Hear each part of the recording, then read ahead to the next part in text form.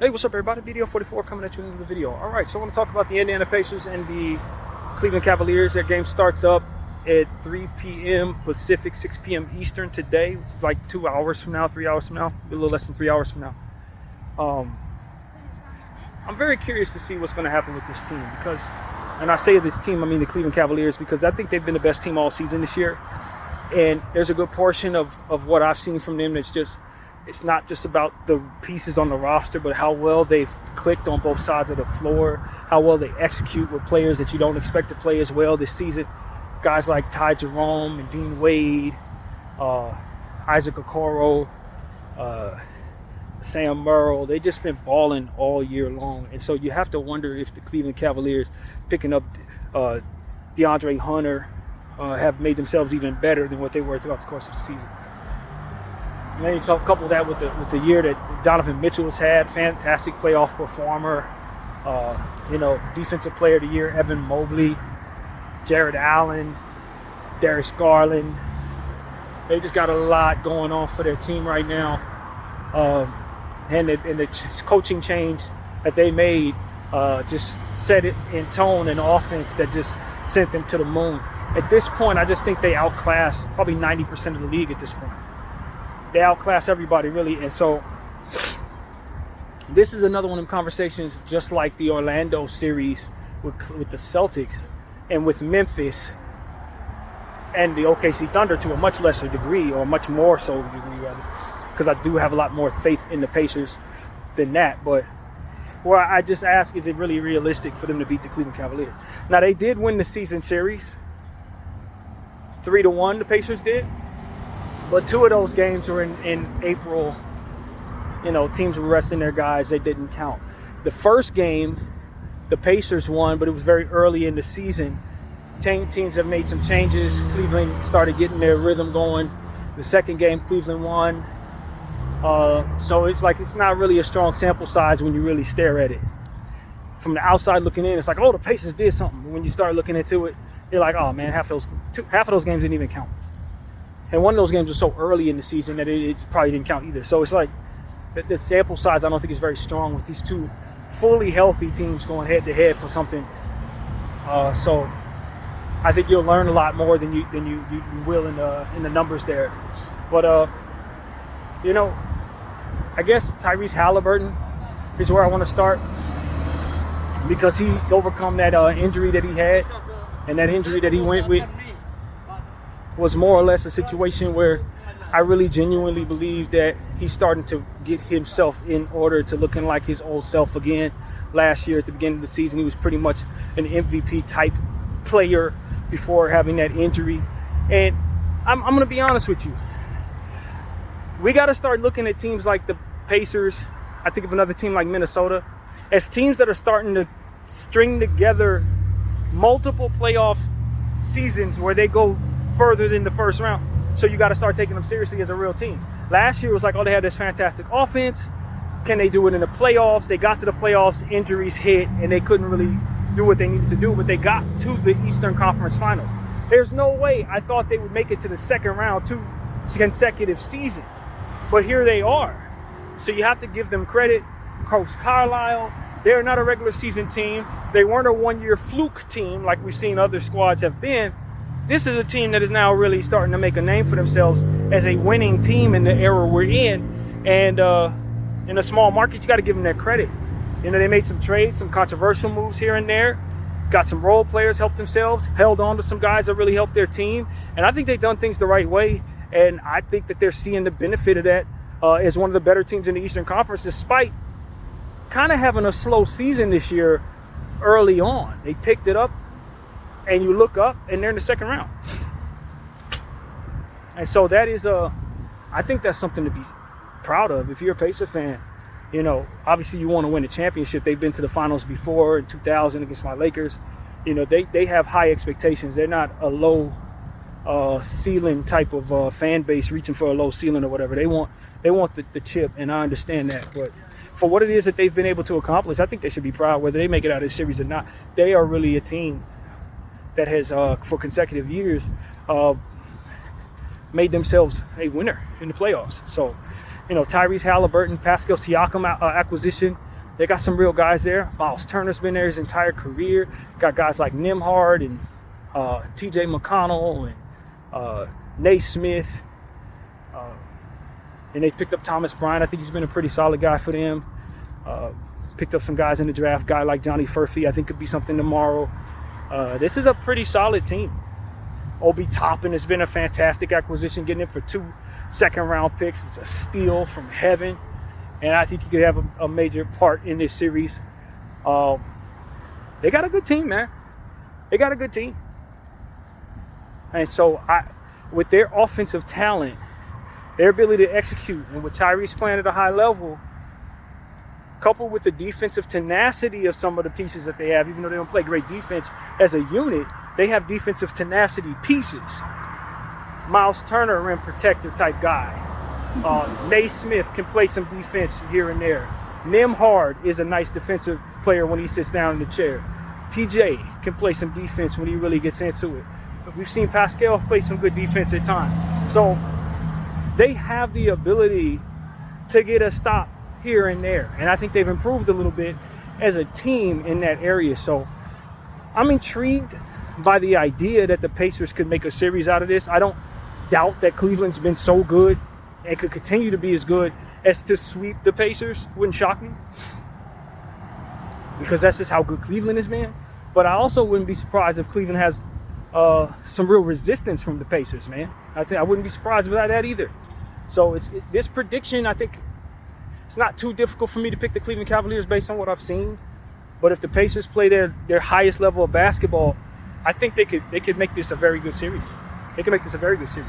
And so that's my point of view. I wonder if the Pacers are going to be able to keep up when it really comes down to slowing down that Cleveland offense. I think it's going to be very difficult for them to do that. But I don't know if it is absolutely necessary that they focus on the defensive end, since that's not really their team's strength, but more so trying to run the score up against Cleveland. I do think that a guy like Pascal Siakam going up against Evan Mobley, depending on how the matchups go, could potentially be a little struggle for them a little bit. They count on Pascal to do a lot of their offensive heavy lifting, and I just think you're going up against a stilt with length like they have, that the double length that they have could be interesting there for both teams. Pascal is almost 7 feet, but isn't quite as lengthy of a 7-footer when it comes to deflections and things like that as maybe Evan Mobley is.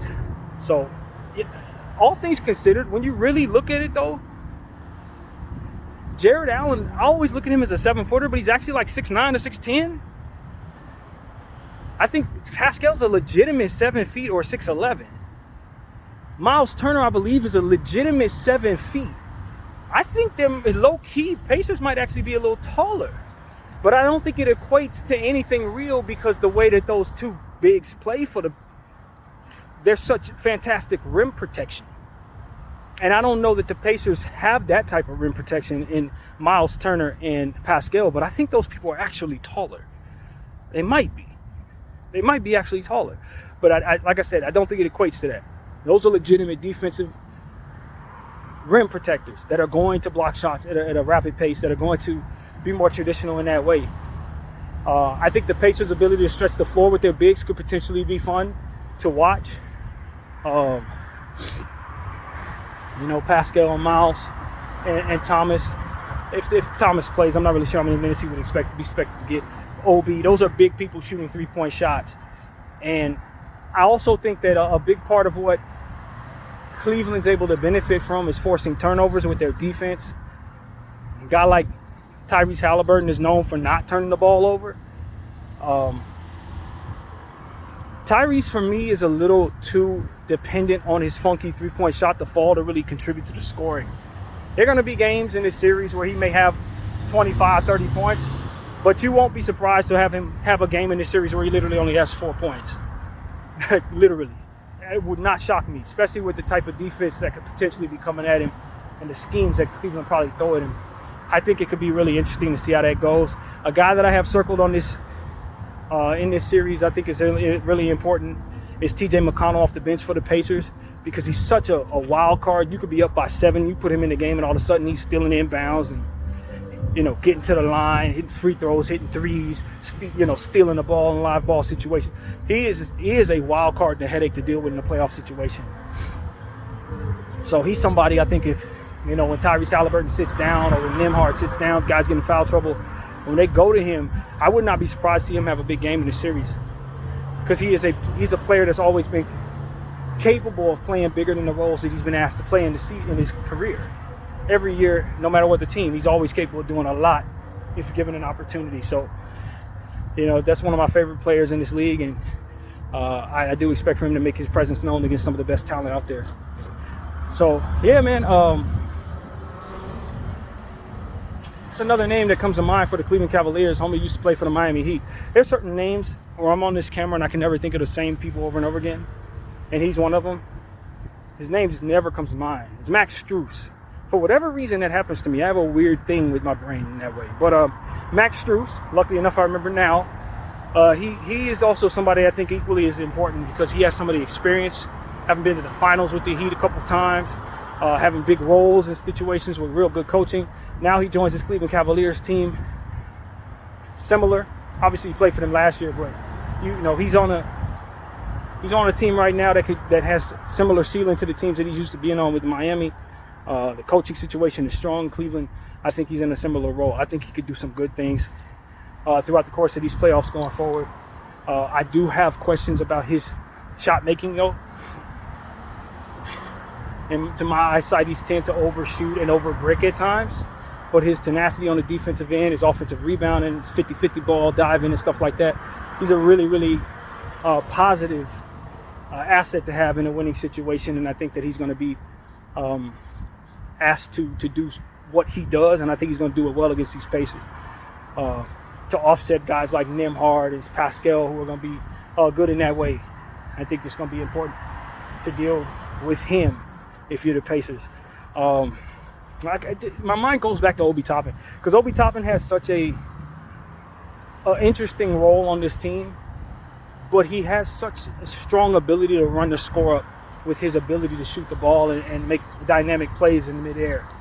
I don't know that his defense is any good. I really don't know. I haven't heard any updates on his defense and don't watch enough of him to know if he's gotten better since he was drafted. But offensively, this is a guy who can really go for a lot of points. And I think it's going to be incumbent upon him to stretch the floor, be a very good executing shooter for the Indiana Pacers in order for them to really have a shot against this Cleveland Cavaliers offense. Because Cleveland's going to score a lot of points. We know that. The question is, can Indy shoot well enough against Cleveland's good defense to run the score up and try to steal some games out of the series? That's the question for me. So I think there's another one of the situations like when I talked about OKC in the previous video, where I don't think the Cleveland Cavaliers have really been tested. When you talk about going up against a Miami Heat team that really fizzled out, I expected Miami to be much better than they were against Cleveland. It just didn't happen. No test there. There's a lot of rest there. So is there a world where Cleveland comes out a little rusty? Is there a world where Cleveland comes out playing at a lower difficulty versus the Pacers, who've had to turn it up against a rival? A very emotional series against Milwaukee as usual. Obviously Milwaukee's kind of injured and stuff like that, so I wouldn't say they've been overly tested, Indy, but they did have to play a hard series against a strong rival that was very spirited against them. So, these are the type of things that make me wonder if Indy isn't a pretty solid bet to be a bit more in rhythm early in the series than maybe Cleveland is. But when it really comes down to it, I just think of Donovan Mitchell and Darius Garland, that backcourt.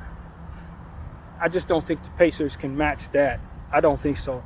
Tyrese is a hell of a piece, but Naismith and Nembhard, I like those guys. They're nice role players. But once you start talking about the power of Darius Garland going up against them, I don't expect much.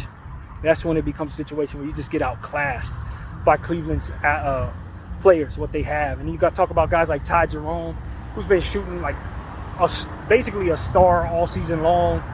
These type of things like that backcourt, I just think the Pacers are going to probably have a little trouble in theory. And then you talk about Pascal Siakam, like I said, going up against Evan Mobley, going up against those two stills. It just becomes a situation where you have to wonder if the Pacers aren't just going to get a little outclassed by just an overall better, well-oiled machine in the Cleveland Cavaliers.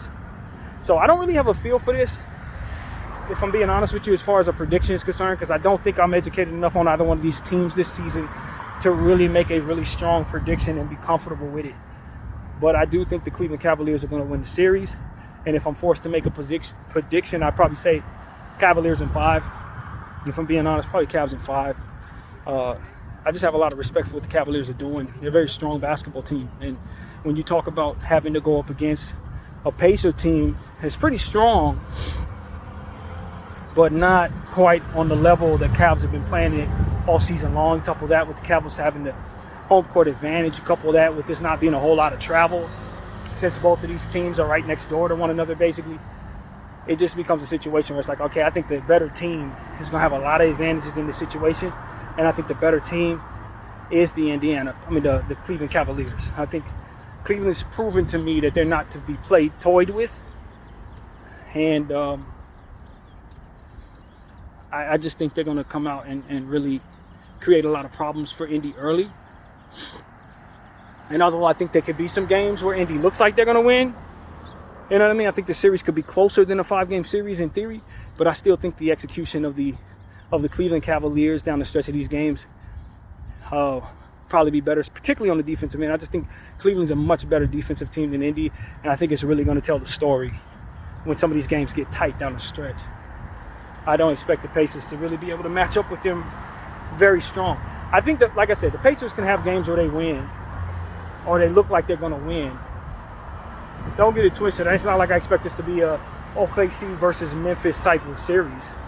But I just think that when it really comes down to it, a team like Cleveland has already proven throughout the course of the regular season that they are such a dynamic two-way basketball team that's on a string in some very, very unique ways and play at such a high level to where I honestly don't think the Pacers can really keep up with them. As good as the Pacers have shown themselves to be offensively, this is just an entirely different beast when you talk about the fullness of what Cleveland has down there.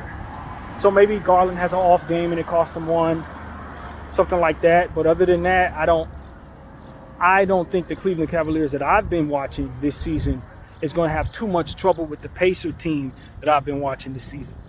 Pacers are good. They can beat a lot of teams. Cleveland, I don't believe is one of them. So I'm going to say Cleveland in 5. And, I expect for it to be a tough series in 5 games. 5 tough games. That's what I expect. The Pacers put on 5 tough games. But I don't give them much more than that, to be honest with you.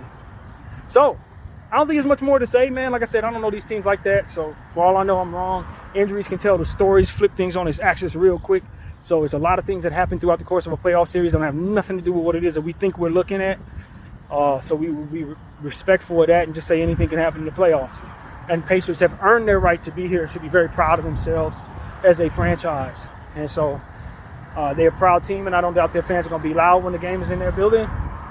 And Cleveland's going to have to play really hard to beat them. I know that. They're going to play really hard to beat them. But I expect Cleveland to do that. So that's pretty much what I got to say. My prediction, Cleveland in 5. BDF 44. I thank y'all for watching. I'm out.